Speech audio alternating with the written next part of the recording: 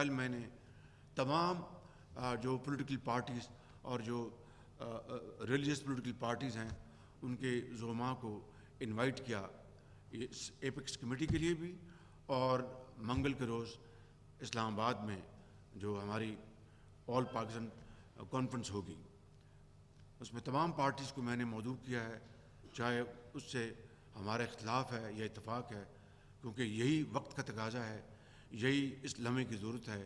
And if we do not act now history will not forgive us.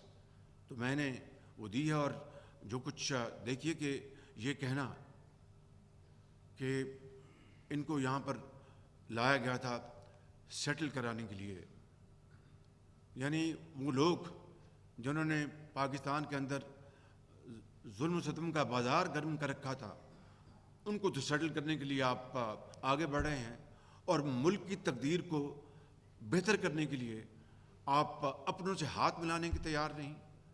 تو یہ اس طرح کی جو ہے ڈبل سٹینڈرڈ وہ نہیں چلیں گے.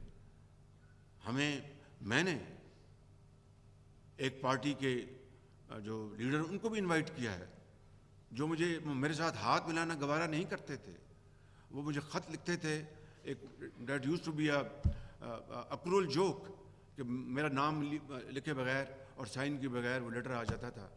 اس کے باوجود بھی، and I am not trying to speak for my self, not trying to earn your kudos, but the fact of the matter is, میں نے جب بھی اس خط کا جواب دیا ان کا نام لکھا اوپر اور نیچے سائن کیا.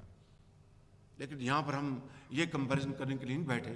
کہنا میں یہ چاہتا ہوں کہ ذاتی پسند ناپسند سے بالا تر ہو کے، کوئی بھی ہمارا پرسنل انٹرسٹ ہو، اس سے بالا تر ہو کے ہمیں یہ ایفرٹ کرنی ہوگی، جس کے لیے میں نے یہ قدم اٹھایا. اور انشاءاللہ مجھے امید ہے کہ آگے سے نفی میں جواب نہیں آئے گا، اور قوم کے اس عظیم تر مقصد کے لیے ہم سب انشاءاللہ اکٹھے ہوں گے.